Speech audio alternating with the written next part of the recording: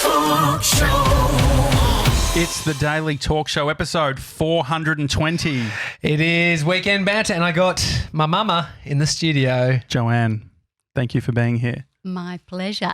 Go easier on her, Josh. I know you like to fucking rev up my family. She's a bit nervous. Well, you've brought in a gift for us. Josh thought it was a blunt because it's 420. Yeah, and it looks a little bit like that. But what did you describe? It had the word marijuana in it, didn't it? What was it? No, It was Shroff Cannabisapa. Cannabis. Cannabisapa. He was the maker of this particular incense in India. So I tell you, Josh, growing up in the Jackett household, this was a plenty. I just remember, have you had this since I was about 2? This exact bag? Yeah. So no, I've got hundreds of them. Yeah, what, did you get a good deal when I was 4? And I had to buy 100 or 200 bundles. You're speaking to me with it. It's like my Still Like an Artist books. You end up with them for a long time. You end up gifting them out. But so you're saying this is probably 10, 15, 20 years old? Oh, more. Oh, it's really? Probably 40. So, wow. I'm going to light one up. Wait, so how did this how did this come about, Joanne? How did you end up with these incense? Well, they were used at the Geeta school of yoga, where I attended and was trained and spent many, many years. And it was always wafting through the rooms. And when I left and started my own yoga school, I thought, I want that wafting through my place. So I ordered it from India. Yeah. And good deal? Good deal. Alibaba, you had to or how'd you send get the them? money. You had to send the cash. Send physical cash? No, Or it check? it was some sort of Coins. Wire transfer? Yeah, it was like that. You had to go to the bank and They did very it though. old school. Yeah. And anyway, you sent that off, and then you wait and wait and wait. I waited 2 years. At that point, you think it's a scam. I thought, I'm not going to ever get this. How much cash did you drop? I can't remember. Was Dad furious? No, was not. Okay. What did you do in the meantime? I mean, you didn't have any incense. Did you get some locally, or I must have. She went and bought a local bunch, and that's why this has only just come out because she bought another 200 bags from another shop. Mum, you've been doing yoga well before it was cool.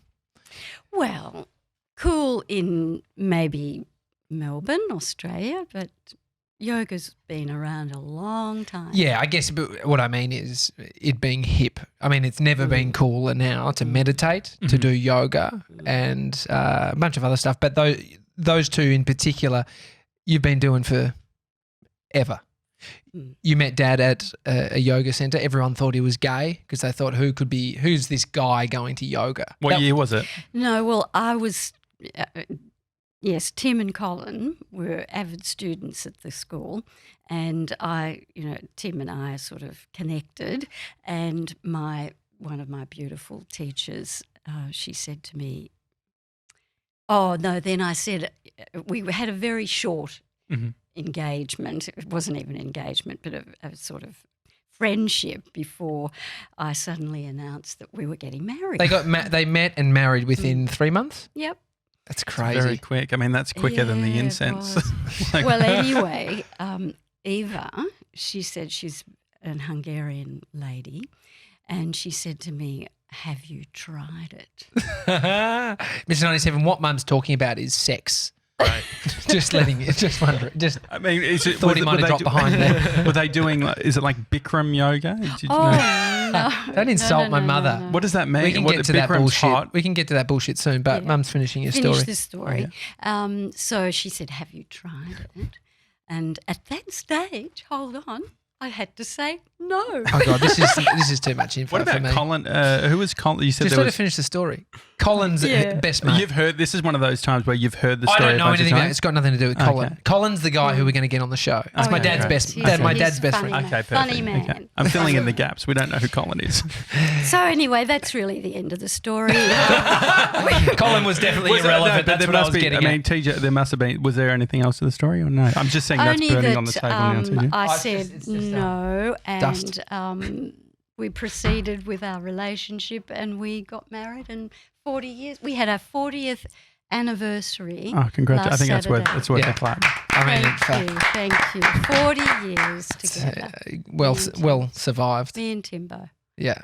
And so Dad actually, so he started the yoga school, and do you think he and yourself, well, do you think it was unusual? Like, obviously she's thinking, yeah. there's No, not as well, many men in that's doing right. yoga and things like that. Eva, in her wisdom, she said, well, most of the men that do yoga are gay, which is lovely. I mean, the gays are always on to good shit. They are, yeah. But they're on the yoga Well, they're first. sensitive, you see. The greatest majority of people at that school, and there were hundreds, mainly women, but there were men, and they were lovely men, sensitive and progressive and just looking for something deeper than maybe what one can get out of life. And so, how did you actually end up getting into yoga in the first place? Well, that's another story. Does it involve Colin? No, it does not involve Colin. We'll do a full half hour on who Colin is. So I'd appreciate that. So I was a travel industry sales representative for Budget Rent-A-Car. Budget. And this is back in the 70s, and I was calling on a hotel chain, and the woman there that was the representative of the Parmelia actually in Perth, and she said to me, Joanne, you have a permanent frown on your face. You must do yoga. So Do you think you did? probably. Well, I mean, there is about Mark Wahlberg has one, but he's made millions of dollars out of it. Yeah, He's but constantly like, you know.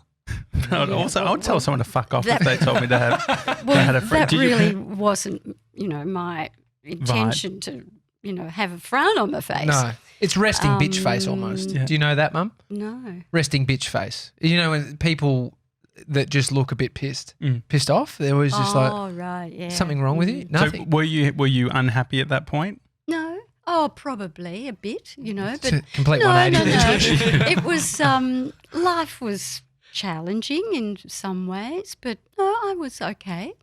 Anyway, she said, you really must do yoga. She was a part-time yoga teacher herself, and she rang up the Geeta school. She found out when the classes began.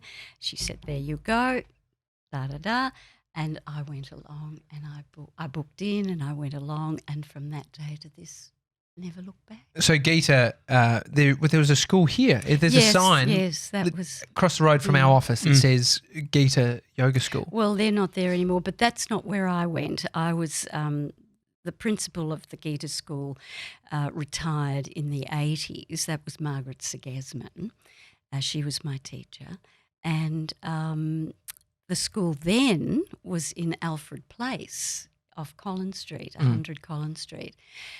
Really unique and beautiful place. It was an oasis in the city, and as a student I used to rush there from my corporate job and breathe out, because it was all very Japanesey, minimalist and stones on the floor, and the studios were just so beautiful, just big spaces. There's definitely something in the incense. They were burning some cannabisitis or whatever it's called. And the funny thing is, we had tradesmen sometimes coming into the school, because I eventually worked there, and they'd come in and they'd say, where are all the chairs? Where are the chairs? Where do you sit down? Well, there were no chairs except in the office and in Margaret's office, but not in these studios. There were no chairs. So everyone sat on the floor. What were you doing at Budget? Were you were you booking out cars? In the very beginning I was a rental representative and or hostess, as we were called in those days. And I progressed from there to be a travel industry rep, and then a corporate industry rep, and then I was the national training officer. Oh, cool. So I had a wonderful job, and thank you, Bob Ansett, and Josie, wonderful bosses. Bob has been an enormous influence in my life, along with Margaret Segesman and my other wonderful yoga teachers. But Bob owned Budget, and so Bob Ansett, his father, Reg Ansett, was the founder of Ansett airline, wow. which so Mum's best friends with Josie, who is Bob's wife, and they work together. That's right. I've seen some old photos of them in the paper in their budget outfit. Yeah. Was it a big deal when you left budget, and was the first thing that you did you go and do yoga full time? Well, I left budget to go to the work full time at the yoga school, and that's another funny little thing. One of the girls there, she said to me, "Oh, yoga. What sort of, do you wear a habit?" Now, do you know what a habit is? It's like A bad habit? He's got a couple. on your head, like a habit. Yeah, what is a habit? Well, a habit's like nuns wear habits. Oh, okay. But you cover your whole body. Swamis wear habits. Yeah, but, yeah. Hare Krishnas. Hare Is that a habit? Well, that's you could call A that version, a habit. yeah. You could call that a habit.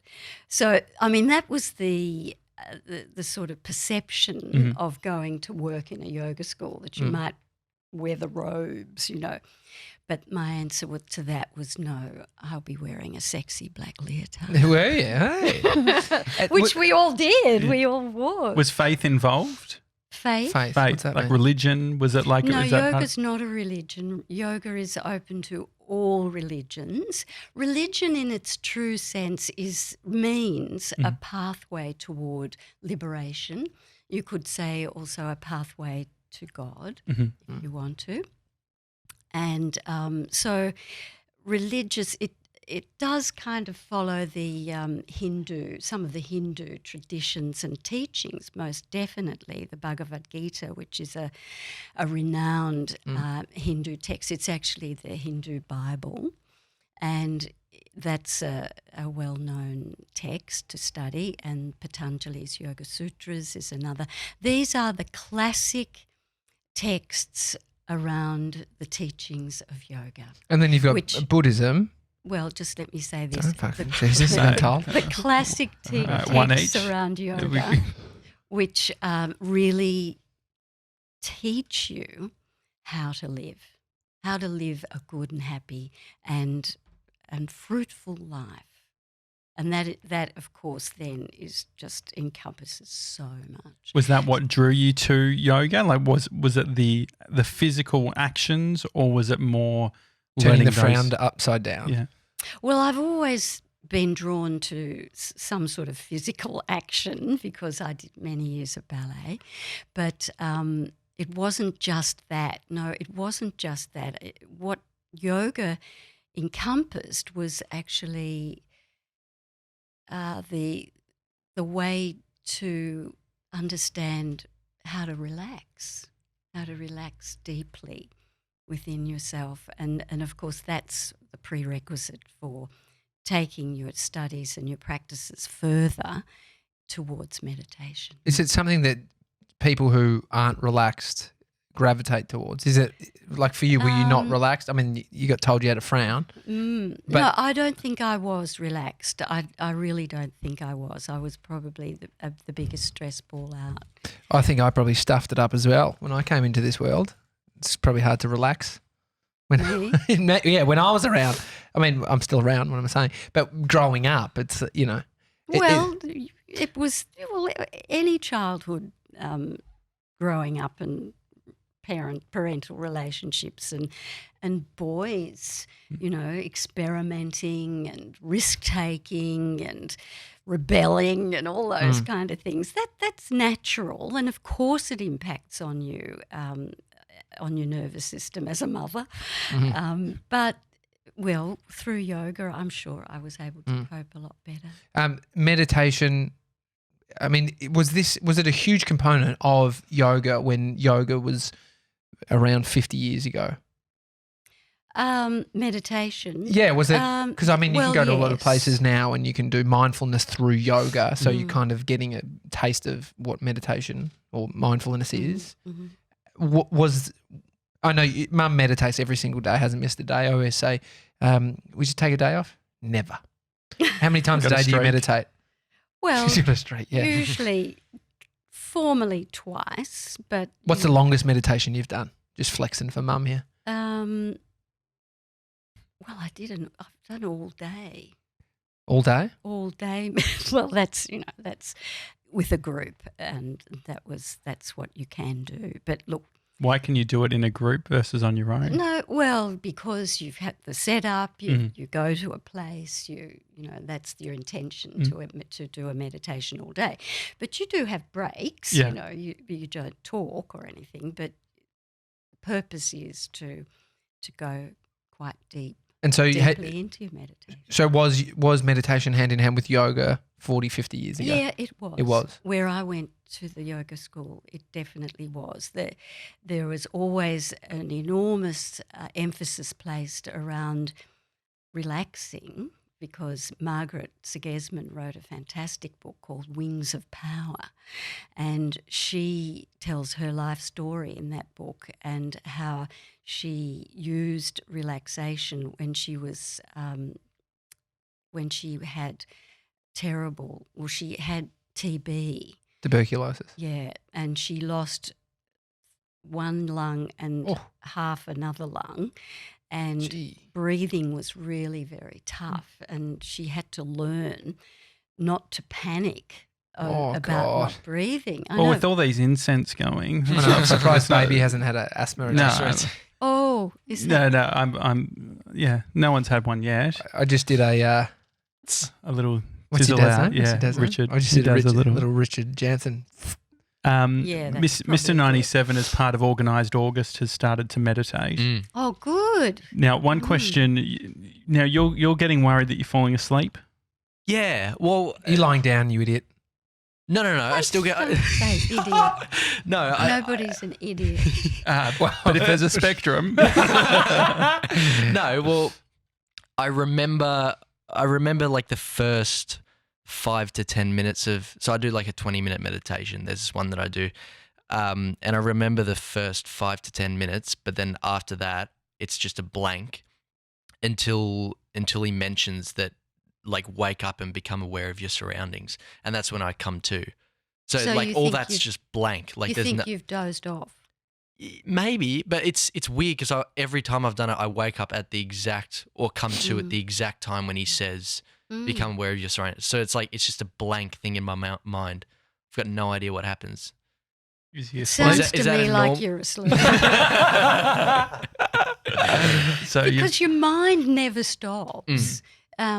Meditation is a great tool to train your mind to come back, because the thoughts are just, I mean, after 40 years of meditating, I'm still coming back to the object of your meditation, to prayer, to talking with God in the language of your heart. The mind requires, it actually demands something to do, because if it doesn't, what are you going to do? You're ruminating, you're going off into stories, you're going off into thinking about, or worry, which is worse, about the past, your regrets. The mind is amazing how it can bring up so much that you really don't want it to.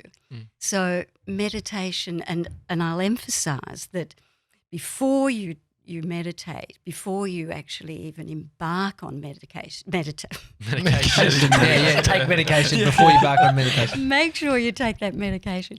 No, learn to relax. Learn to be familiar with your physical body, and but that's probably mindfulness. So I think, because we've talked about the difference between meditation and mindfulness, and mindfulness practice is a lot of these apps. Sam Harris, it's exactly that. It's like being able to remove the sense of having a body in the shape of it by channeling and focusing deeply on sensations, tingling and sounds and vision. So it's like becoming aware and mindful of the feeling of being in consciousness.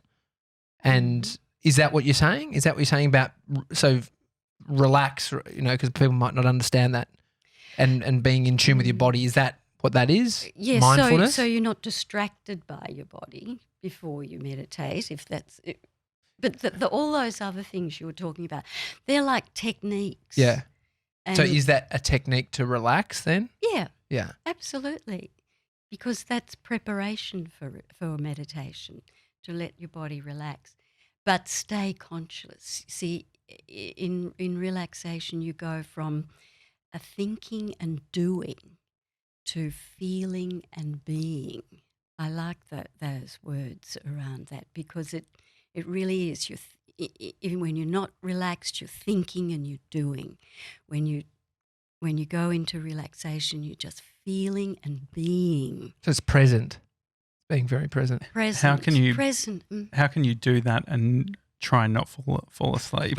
Well, practice. Yeah. Practice, because if you practice it enough and keep coming back, reminding yourself to wake up, coming back to that conscious state, but still feeling that relaxation in your body, then you go beyond sleeping. You know? I definitely felt. So you're sitting up? Yeah.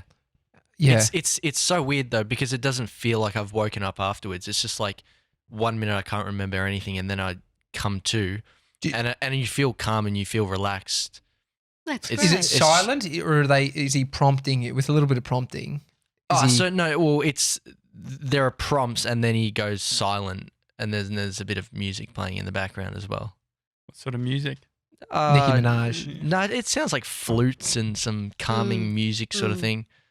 What's your favourite music to listen to? I don't listen to music for meditation. No, I like. What about yoga? I like the music of silence. And so when you're It's not music. when you're doing the yoga, like the meditation versus the yoga, are you doing it simultaneously, or there's a meditation and then a yoga? How does it work? Well, if you practice asana, the asana is the physical aspect of yoga. I mean, everyone calls asana yoga, but really, in the true sense of the word, yoga encompasses an eightfold path. I call it the spiritual pyramid.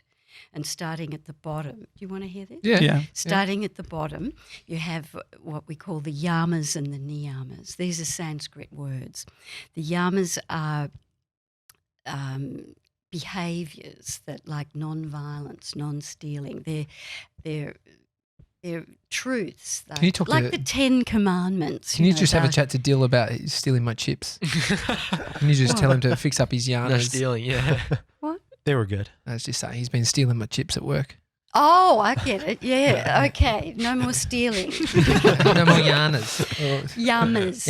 Yummers. And then you have the niyamas, yummy, which are disciplines that involve your own personal hygiene and your self study and that kind of thing. So really, they form the basis of the triangle, the spiritual triangle, before you even start to go up to meditation. And so that's 2 and there's 8. There's so eight. then what's the third So the one? next one is asana. After yama, niyama, asana. You put your yamas and niyamas, or you never really have them in the bag, so to speak, because it's an ongoing life Mantra progression, Yeah. of observing your behaviour, observing all that kind of thing, which is far too deep to go into now. But after those 2, you go to asana, that's the physical side of yoga, where you do all the postures that actually train your body and have a remarkable effect. When you do classical yoga, you have postures that work on the endocrine gland system, and in turn, subtly, on the chakras. Yeah. And Mason's actually got them tattooed up his back. Mhm. No, he doesn't. But And you could, in a lot of ways, asana can be a very effective meditative practice, because you're in the present, you are mindful, you're thinking about your body, you're thinking of releasing tension when it's appropriate, and so forth. Anyway, after asana comes pranayama, which is the Sanskrit word for life force, energy or breathing, breath, you can say that. You learn to control the life force within your body. And then after that is pratyahara, which is the withdrawal of the senses. Now, in our everyday world, we are so stimulated by our senses, sight, smell, taste, etc. We are just so keyed into that, and we form an attachment to those senses. So fundamentally, we have an attachment to our senses and the material world and the physical body, and that's one of the things in the real teachings of yoga that we need to go beyond. That attachment. Was that something that even all those years ago was a focus? Because if you look at now and how much like sensory overload we have, what was the equivalent back then? What were that like? Obviously now it's about scrolling on Instagram. Look, it was no different. Actually, no different. There's always been something. It may not have been as fast moving as we are now, but there's always been something. We've always had a mind. We've always had worries. We've always had concerns. We've always had competition, and so it's never been any different, really. Were there certain things like don't spend too much time reading the newspaper? Like, was that like what's the? Oh well, when TV came in, that was the worst. You know, cinemas were going to close down. The film industry wasn't ever going to make another film, and then children watching television. That was the end of children. Being able to watch television. So it's never been any different. There's always something.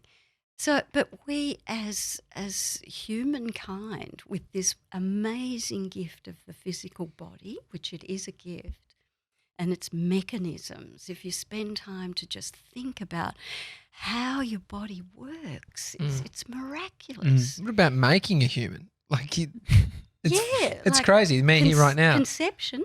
Yeah.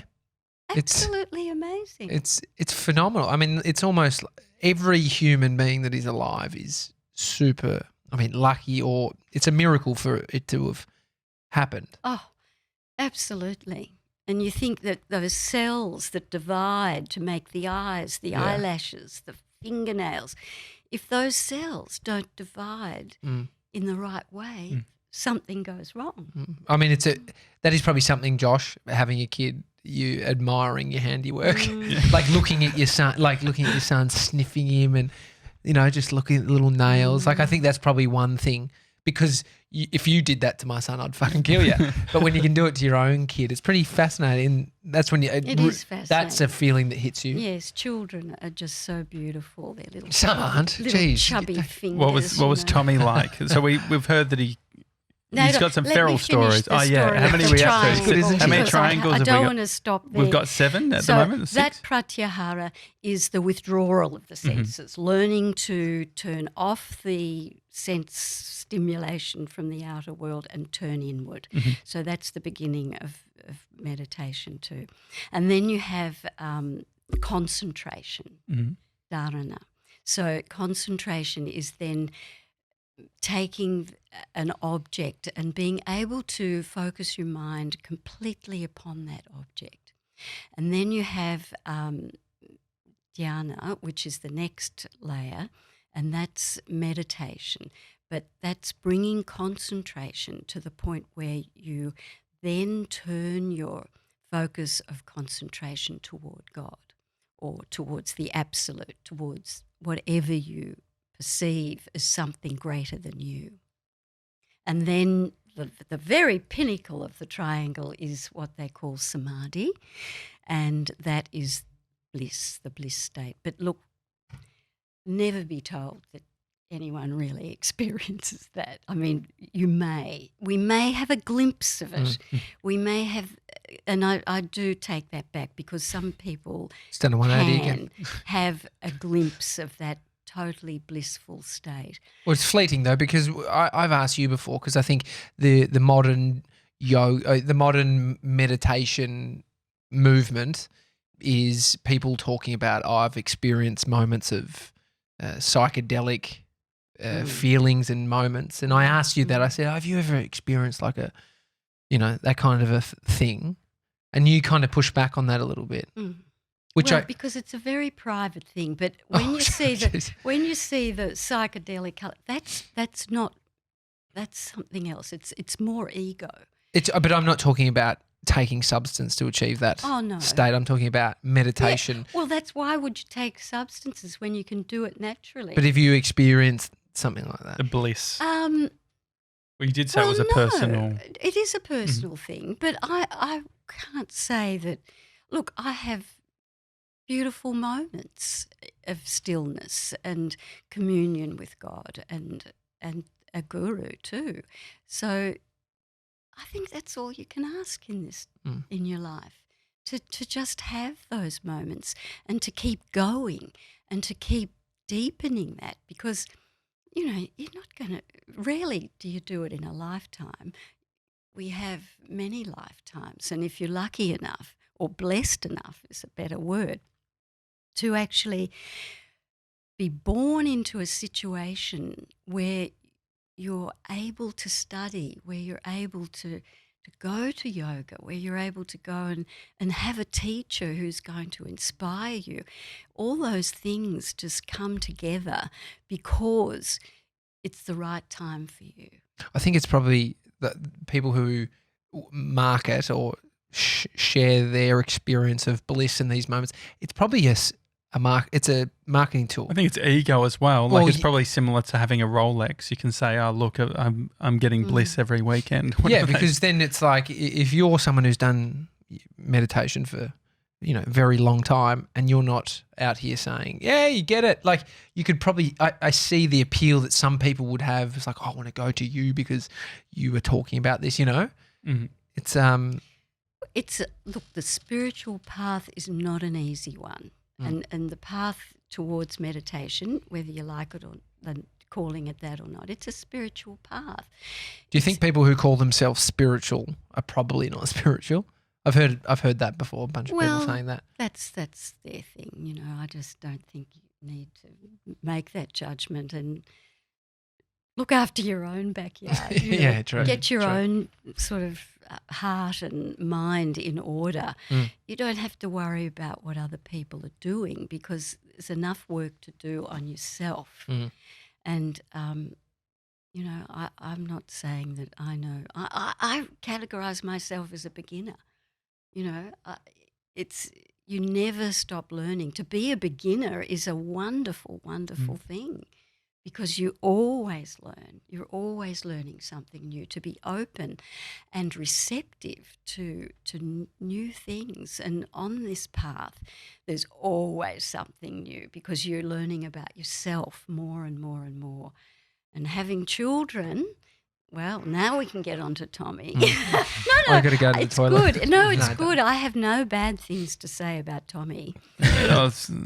I'm calling bullshit. I could even say that he has been one of my teachers, as all my children have been. All my children. I'm learning daily from my children and from students and from friends, and it's just from the podcast. Learned from Josh at all? Yes. Oh, good. She learned what a squidgy could do.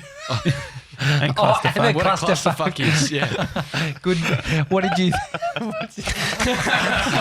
Mum, tell us, what did you think a clusterfuck meant?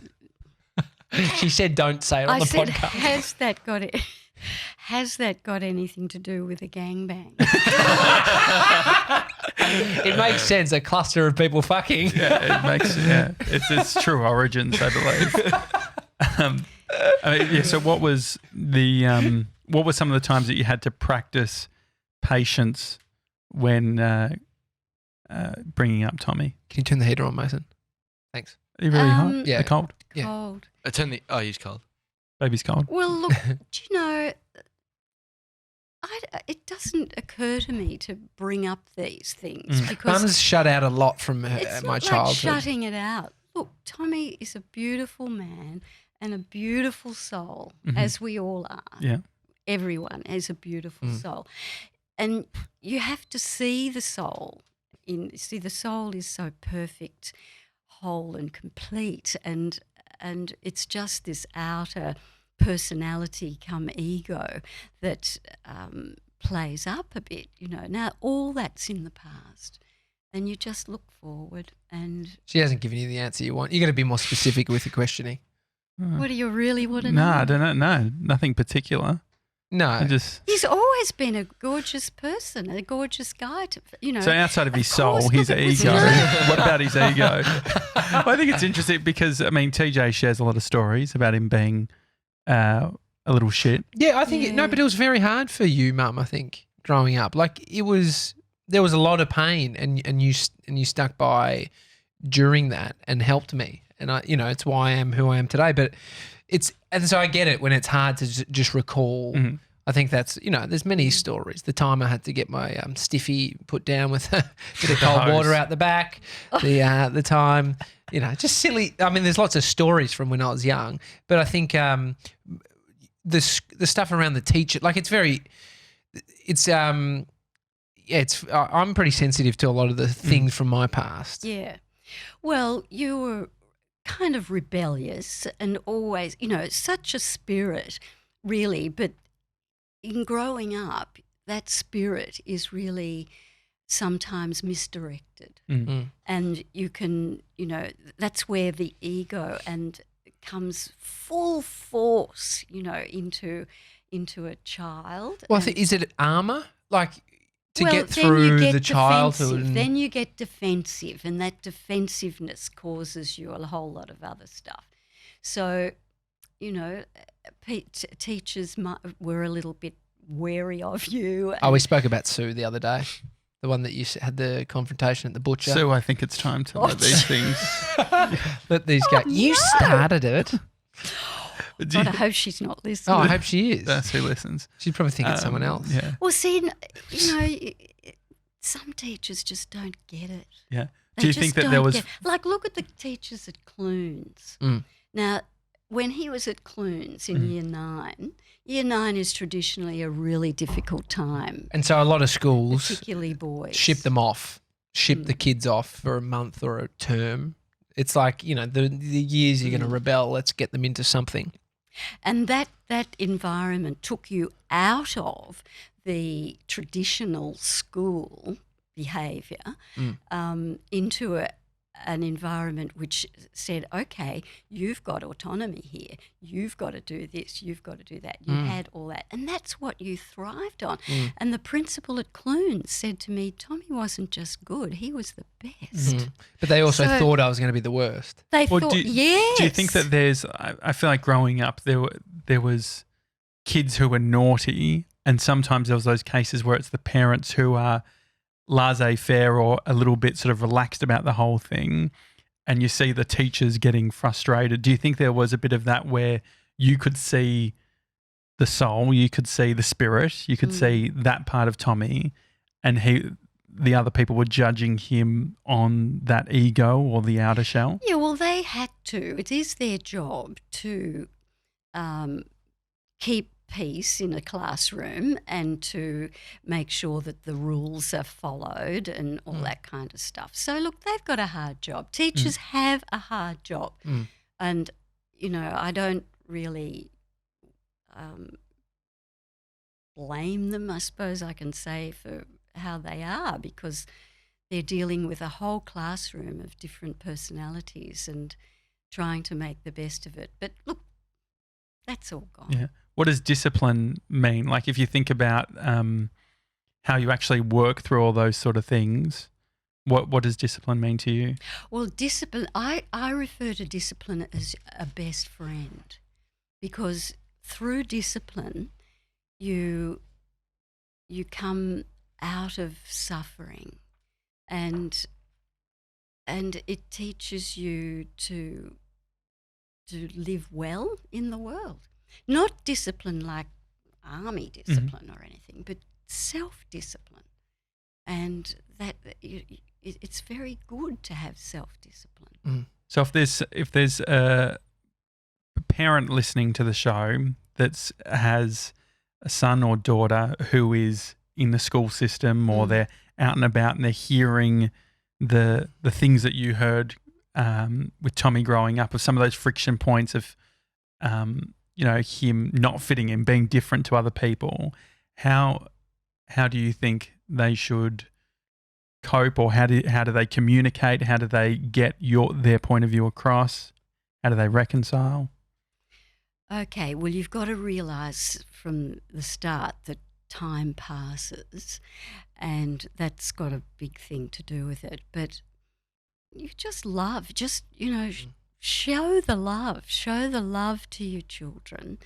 Don't put them on a spot in so many ways that they have to conform and everything, but show the love and be the example to your children as to how they should be. They will catch on. I think about me being into meditation now. I'm not into yoga. I don't do yoga, but I've done it many times across my life. But I definitely think about, I don't think I was highly disciplined or anything as a kid, but you're saying work on your own backyard. And that's you providing an environment for me and loving environment. And so, all those things, right? It's like, what's the thing to do for a disciplined kid? Well, if you fucking have a marriage that is falling apart and you are fighting and hating on each other and not showing a loving environment, which is it's got its own challenges. And so I, can understand. But if that's the example that a kid has, you could imagine how it's going to rattle the child. And so that's where I think, as much as I was a little shit and had my own challenges, my environment was amazing, But do you think people think that kids acting out are reflecting on something that's happening at home? Do you think that that's like a mainstream point of view? So kids that act out have a bad home? Yeah. I don't think it can be the go-to thought. Maybe it does. Maybe people do think that, but I don't think it's correct because kids can be kids. Like I look at my son and how much of a little spirit he has, and mischievous and naughty and fun and happy and loving, like all these things. So I think he's got all of those elements of what I've had. So if he starts misbehaving and they look to us. So what do you say in that situation if it turns out Bodhi's having trouble in school or he's fighting or things like that? How do you I put it onto them. One woman said something about Bodhi and I said, so how are you going to handle this? Because it's isn't it the parent's responsibility? But for what? How can I handle, this is the thing, how can I, so if I'm not there and I say, this is an environment of a school system. How have you handled this in the past? Surely this is not an edge case. There's no edge case in school systems anymore. The kids have been naughty and but isn't there the assumption that the things that happen at home or the respect and all those sort of things then translate into other environments? So isn't the idea that if it starts at home, I feel like when I was younger, if there was people playing up, it was normally the conversation always led to he doesn't have X, Y, and Z at home. It's just looking to blame someone. Is essentially what you're saying. Exactly. Well, because isn't there some sort of responsibility? But it's not as easy as just blaming. I think we do have responsibilities of parents to do as best as possible, but we can't talk about it at a mass scale that if kids misbehaving, blame the parents at home because they're fucking it up. But is there a response? You defaulted to it's a teacher's responsibility to I'm work saying in out. a moment if someone said that and I've said, okay, so how are you going to handle this? In a school environment, what are the steps you're going to take here? But that's not a self-reflective approach. No, but it's also trying to gauge what's the understanding here? Is it just is this a moment where someone is just passing blame in their way of communicating? So then the framing is how can I understand, not what are you doing? Well, the other thing with a teacher, for instance, is to say, well, how can we work together with this to help overcome this problem, this behavioural problem? I don't know whether teachers would be open to that, but it is very important that there's communication, loving communication. And another thing is with children that may be a little bit challenging, you must have parental agreement. You know, like you can't just. This happened with you. It wasn't just me handing out discipline. It had to be, well, we're all doing this together, you, me and Dad. And that's what happens. That's when, you know, there's unity there and there's that agreement and the strength in unity there, you know, when you're all coming from the same place. That makes sense? Yeah. Yeah, and I don't think what I'm saying is that's the end of the conversation. It's understanding how a daycare, a school implement discipline and then understanding how it's done at home, because they're going to be different.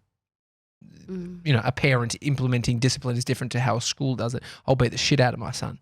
No, I'm joking. I would never do that. Well, I think that, like, so that's what I'm saying. It's not as easy as just having me telling you that. What do you do? And then that's the end of that conversation. It's okay. This is kids are kids. There is be naughty kids and every kid in between going to any school across the world or daycare or whatever. And so there is, like, educators learn this stuff. They are taught the elements, the psychology, the elements. And so how do we, if a kid, you know, this is why things like the naughty corner and detention, these things are actually created, right? Because it's not fucking unnormal. But they're the systems that are put in place to try and manage. It's discipline, though. Yeah. That is discipline. And so it's a then systematized discipline. But then it needs to translate to home as well. Of course. Yeah. I mean, if a kid is just left to their own devices and is out all night when they, you know, just a young child. Like, I remember some kids around our neighbourhood.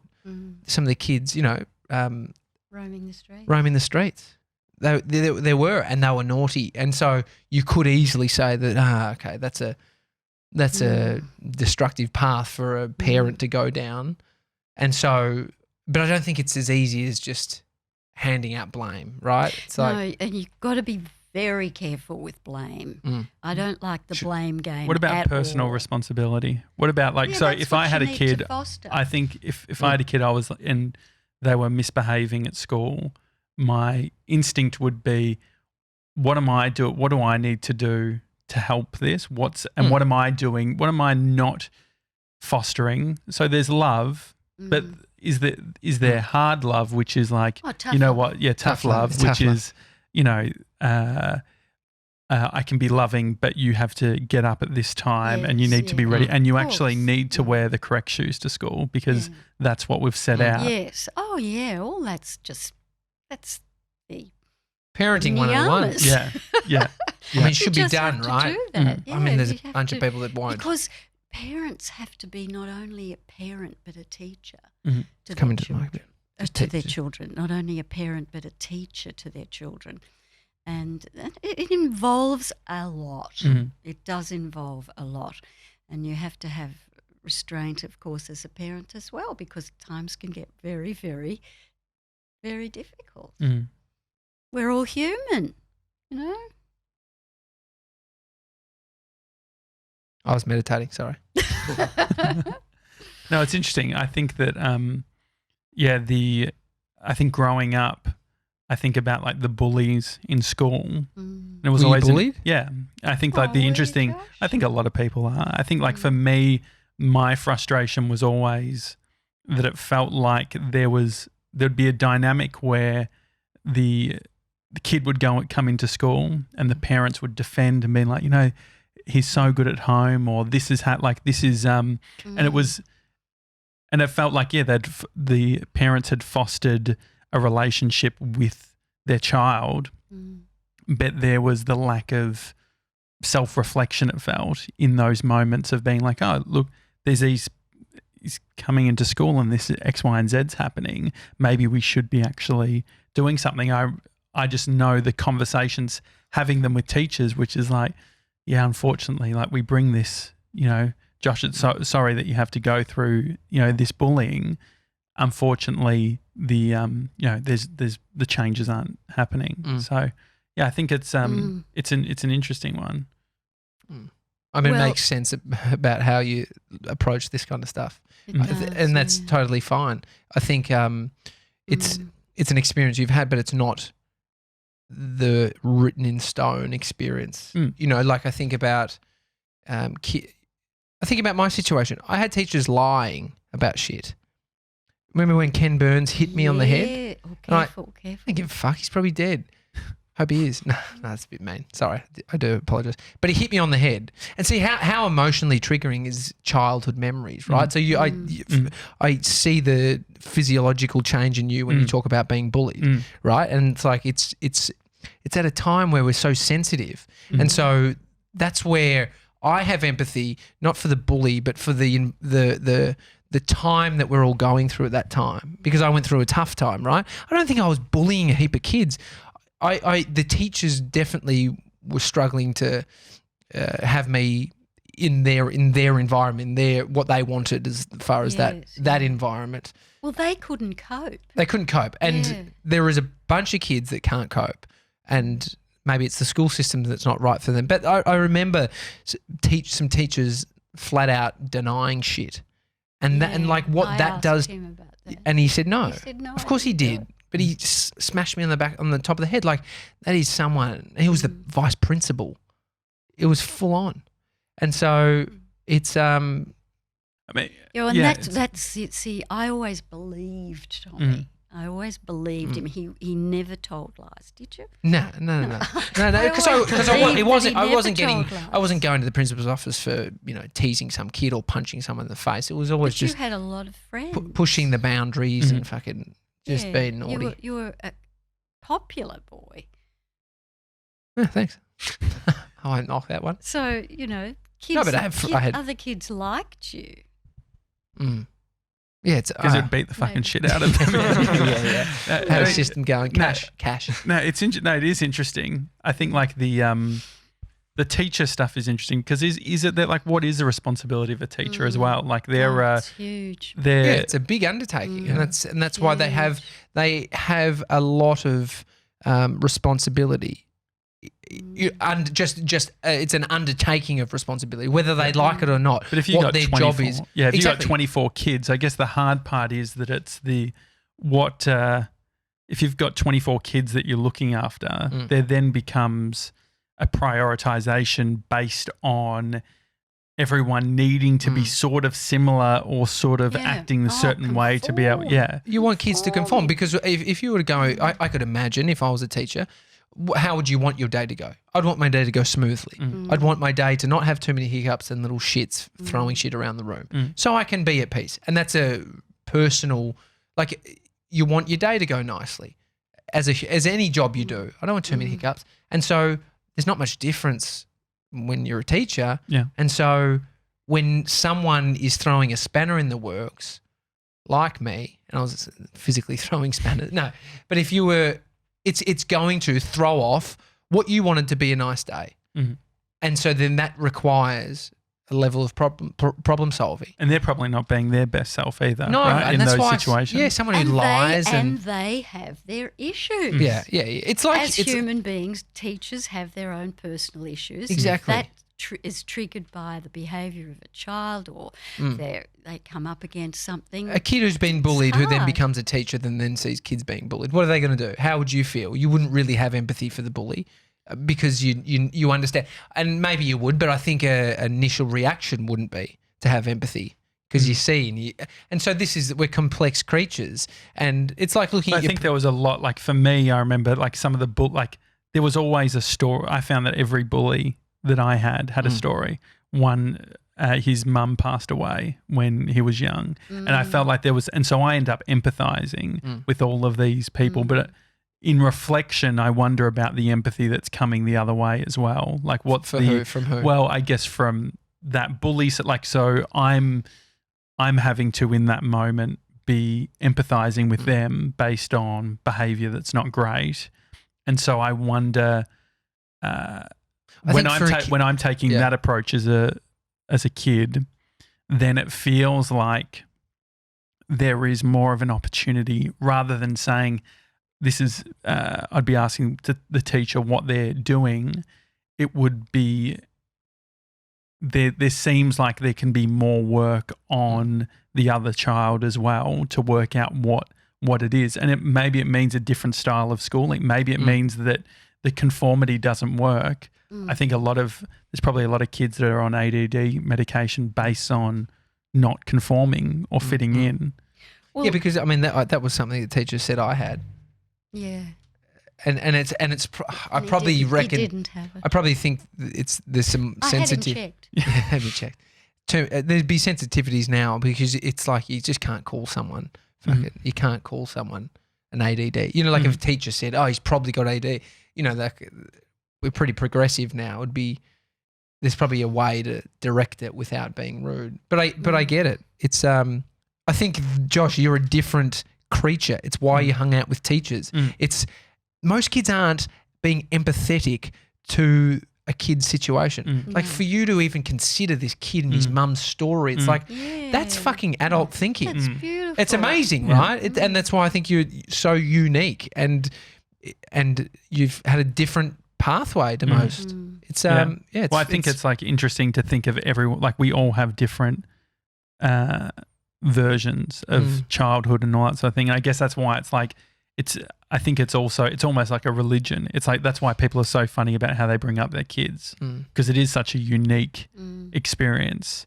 And I just know that growing up it was, I wish so-and-so would just discipline their kid, you know, that type of thing. Yeah, what does it even mean? Like, I mean, it's you want your kid to conform, and so it's so. Well, I think hard. Like for the parents of the kids that are being bullied, it's like, what if they were trying everything under the sun? What if they were actually, if you just gave them the benefit of the doubt that they were actually disciplining their child and it just wasn't working? Yeah, that's what I wonder. I mean, that's what the interesting thing is, isn't it? It's like, what's the answer? I don't know what the answer is. Well, but I think personal responsibility, what is personal responsibility? There's the child, but are they old enough or mature enough to have a level of thinking about that? I mean, this is the problem, right? And then it all ends. Your friend kills himself. You know, that was one of my best friends did that.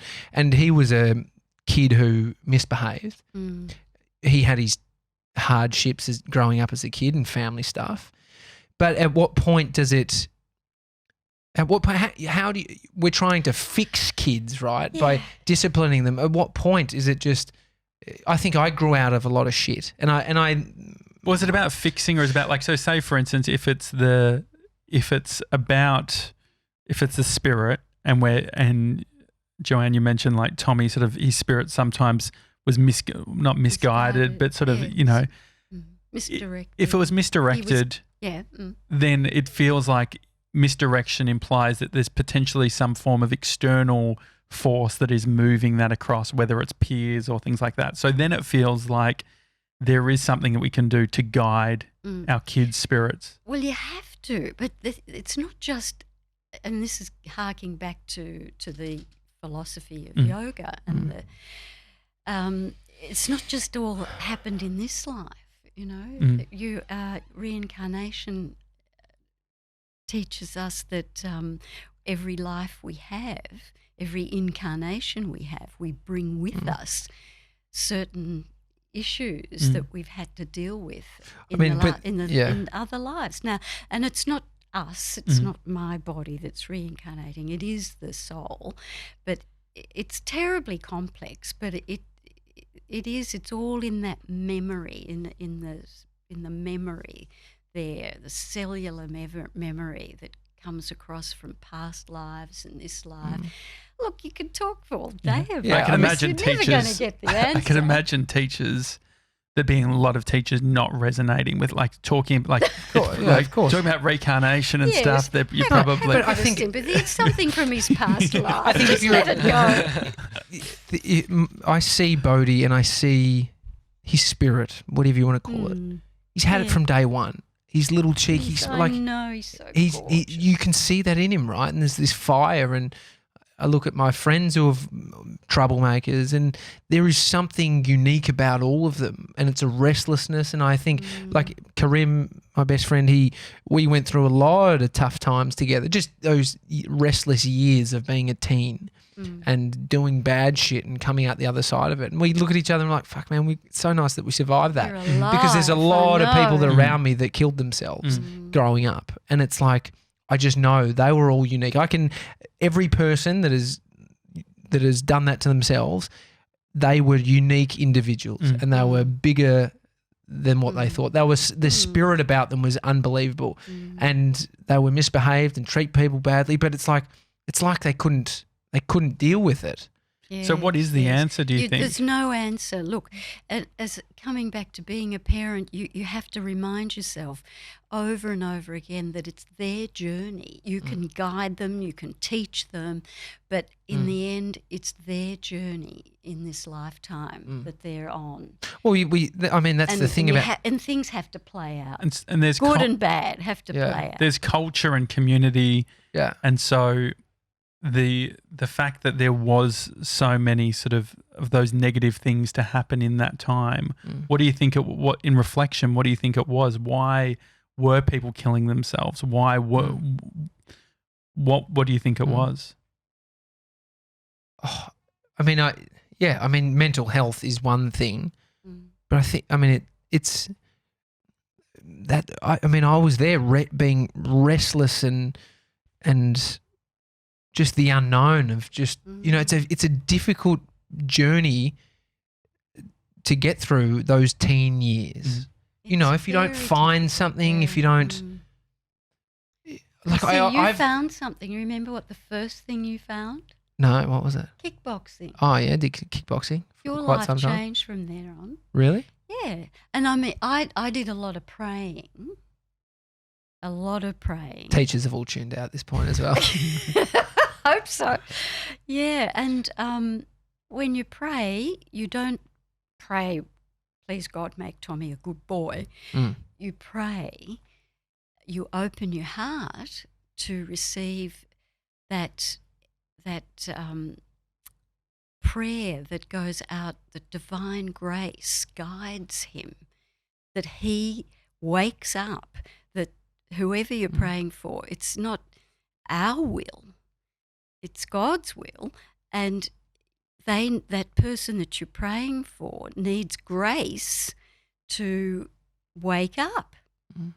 And, it worked. But yeah. It didn't work for a bunch of your friends, I guess, in some way. Like, they may not have been prayed for. Yeah. Of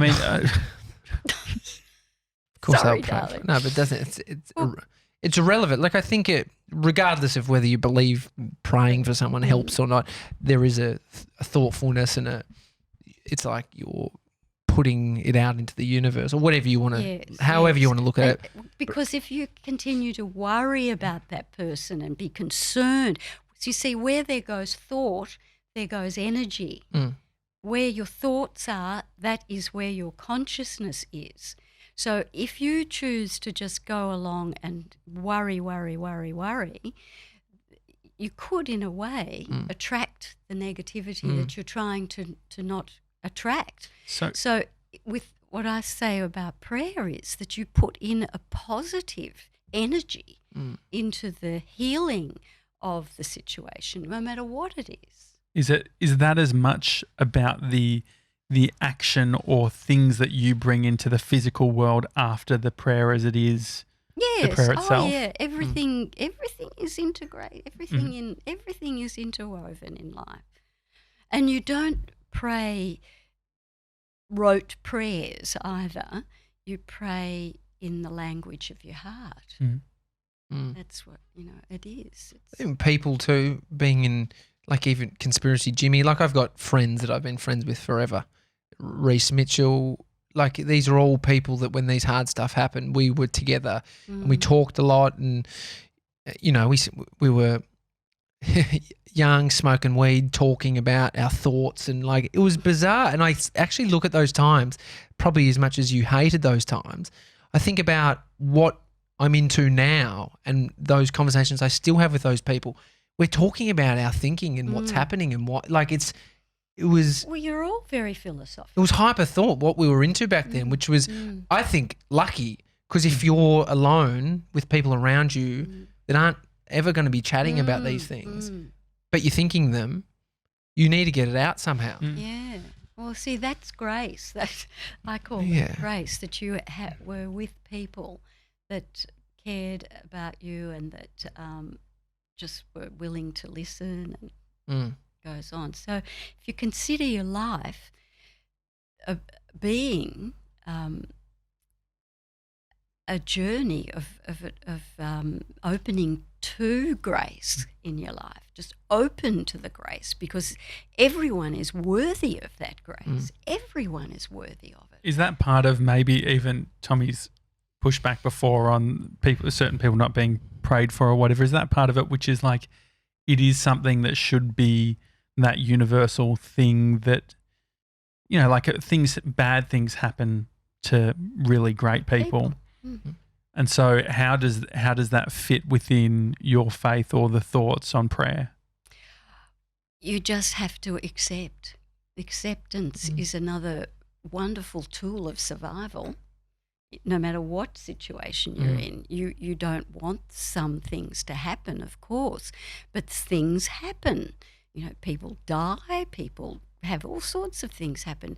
And to survive all that, you need to have an attitude of acceptance. But where do you go with that acceptance?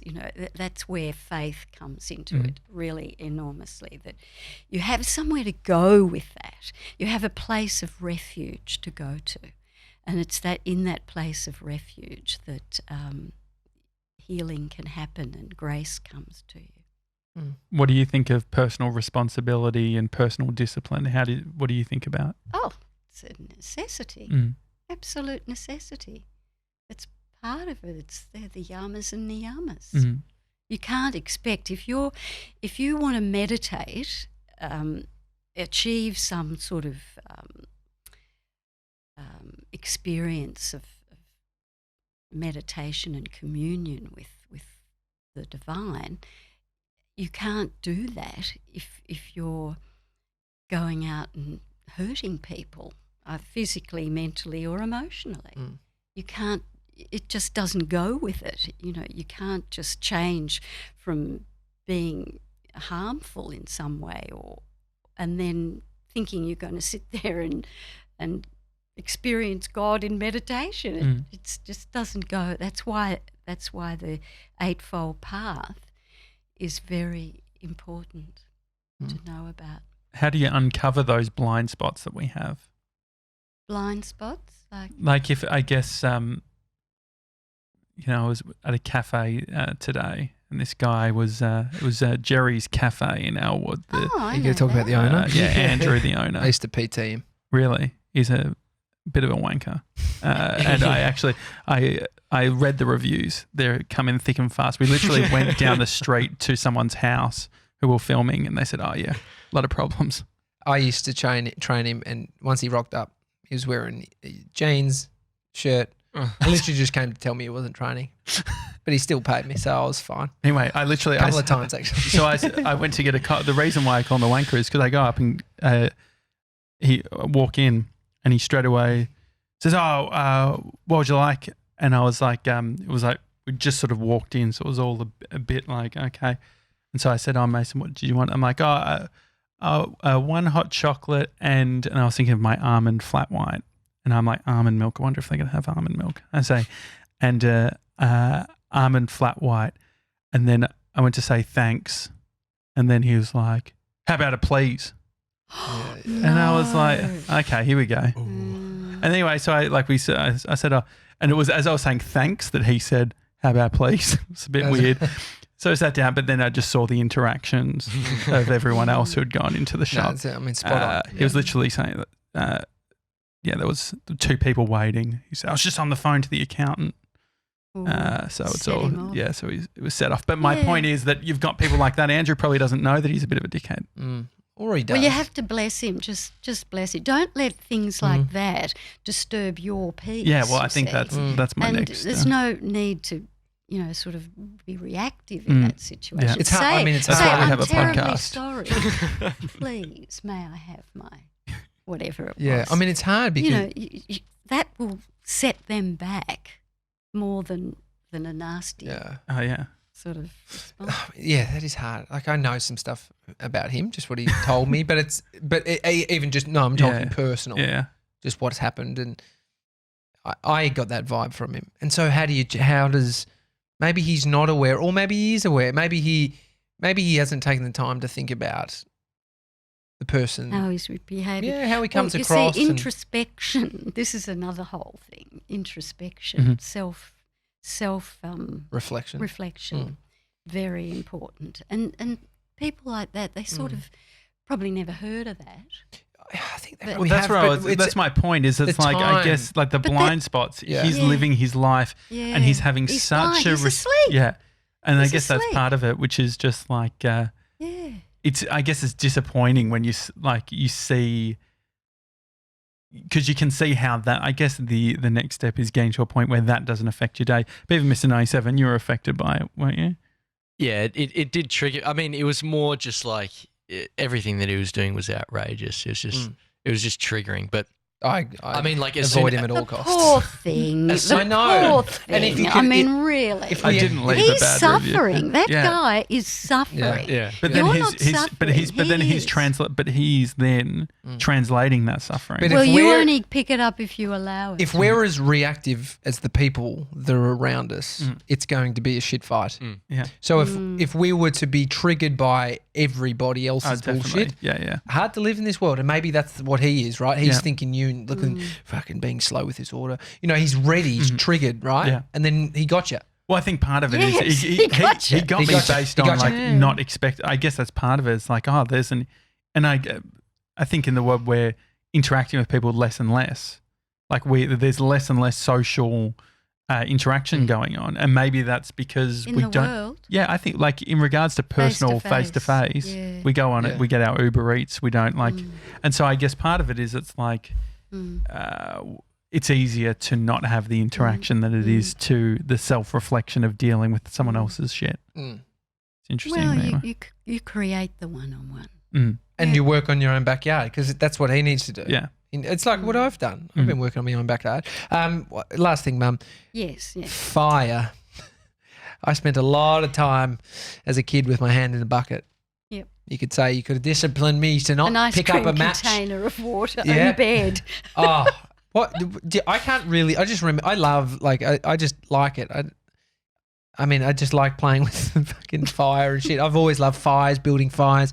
Did it out in the backyard. It's so lucky I had that upbringing. You know, to be able to have a fire in a house in Brighton in a backyard that was big enough. Now kids are growing up in apartments. But my point being, what do you remember? What it was about why I loved fire? Like I was always burning myself, always. Yeah, well, that was a byproduct. I mean, most kids enjoy fire. Mikey was a fire boy too, Yeah. but Josh, you enjoy fire? Yeah. Fireworks? Yeah. it's, fire. it's great. Fire, Primitive? Fire is almost symbolic. You know, you have to have the fire in your belly. You go out and do stuff, and Fires fended off big animals, years ago, and being around a fire is a sense of community. I love sitting fire. around a fire. There's another saying in yoga, tapas. Not tapas, tapas. That's fire. That burns all your, all the impurities of your character and behaviour. That's another symbolic thing of fire. It's very important. But he did some And it naughty shit with fire. warms us. Did you? Remember when the kid burnt down the playground across the road? With the tyres. Yeah. Who was It that? was Michael, R.I.P. Oh, He's was not it? with us anymore. Yeah. There you go. How do you do that? Oh, I mean, I've been doing this since I was about 2. He's I've currently got a lighter. He's Oh, putting you put gas. the gas in there, and Yeah, That it was didn't a really little do one. anything. Anyway. Before we go, you're an author. Yeah, Mum's got a book on the table. Tell us about the book. It's called Peaceful Living with Prayer and Meditation. Joanne Yes, Jackett. That's right. Well, these prayers have just came out of my own meditation, and my own. If you read it, you'll know more about me. Because in times of challenge, I turn to talking to God. And Is Tommy mentioned in the book? Oh, No. at the back, I got my name in there, don't I? Yeah, it's dedicated. But there's no Dedicated. specific It's prayer. Dedicated No, to no. that little shit Well, that there's caused lots of trouble. prayers in there. So, it's there. Oh, and along with the prayers, see the main objective of the book was to use prayer as a stepping stone towards stilling the mind and body for meditation. So with every prayer, there's an instruction as to how to breathe and just to calm and use the prayers, use the words in the prayer to just calm down and just sit there still and have a little bit of time out. Do you have a favourite one that you could read us on our to end the show? Well, I think one that I can read that's impersonal and universal. Okay. We won't let Mr. 97 read it, that's for sure. Would you like me to read it? Yes, please. Yeah. Okay. This is an Audible original. What page? It's on page 4. This is the Daily Talk Show original, spoken and written by Joanne Jackett. Do you want the instructions first? Sure, I'll read the heading for you. Okay. A prayer for our planet Earth. Right. This is very trendy right now. Yeah. Do you want the relax and be still bit? Yeah, Okay. Relax and be still as you feel this prayer coming from the heart. Say these words not with a sense of worry or anger or frustration, but rather with a sense of trust and belief. Feel that the love for our planet Earth and all sentient beings is placed in God's care, and that we as humankind will respond to what is required of us to make our world and the planet a better place. And so the prayer, my prayer is for our planet Earth. I pray that all humankind become aware of the need to appreciate what we have and not to keep wanting what we do not need. I pray that we see the beauty in the world that is here for us, and to know that this world, this precious world, needs our love, care and nurturing, just like us as individual human beings. Help us to open our eyes and see with compassion and love what needs to be done, and guide our reason, will and action always towards the highest and the best for our planet and all sentient beings. Thank you. Amen. Wake up, Mason. No, he's not asleep. Beautiful. Thanks, Mama. My pleasure. Thank you. Thank you for Josh. coming on the show, and thank you for Mr. 97 and Dill. for the sticks. Oh, yeah. Can we keep this bag here? Yeah. You may. Well, she's yes. trying to just declutter. She watched Marie Kondo last night, trying to get rid of a few things around the house. It's the Daily Talk Show. Hi at thedailytalkshow.com is the email address. Did you have any final words? Anything you wanted to say? No. Mason Okay. has something to say. Mason. I thought I'd just say that your new haircut looks great. Yeah. Thank you. Right. I'll just take off this. That will ruin it now. Perfect. Stop coming on to my mum. Thank you, Mason. It's the Daily Talk Show. We'll see you tomorrow, guys. See you later.